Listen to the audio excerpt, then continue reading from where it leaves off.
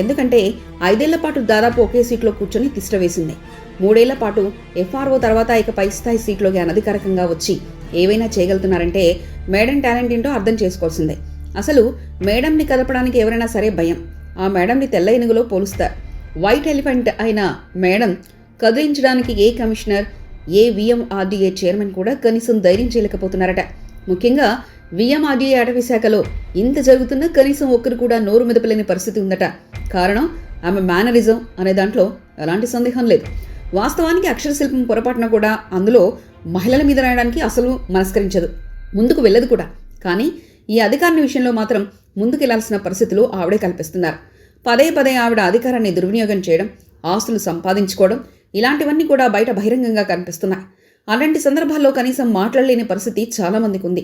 ఉద్యోగం చేయడం కాదు, అధికార దుర్వినియోగం అనే విషయాన్ని పరిగణలోకి తీసుకొని అక్షరశిల్పం కొన్ని విషయాలను మాత్రం ఇక్కడ ఉటంకించి చెప్పాల్సిన బాధ్యతతో సిద్ధంగా ఉంది. ముఖ్యంగా చేయాల్సిన ఉద్యోగం, అక్కడ నిర్వహించాల్సిన బాధ్యతల విషయంలో ఆమె ఏనాడు కూడా సరిగ్గా వ్యవహరించిన దాఖలు లేవు. సరికదా 5 ఏళ్ల పాటు ఇదే సీట్లో కూర్చోవడానికి ఆమెకు ఎలాంటి అర్హత లేదు. దీనికి ప్రత్యేకించి మంచి ఉదాహరణ వివరిస్తూ అధికారిక జీవాలతో మాత్రమే అక్షరశిల్పం ఈ వార్తా కథనాన్ని రాస్తుందని పాఠకులు గమనించారు.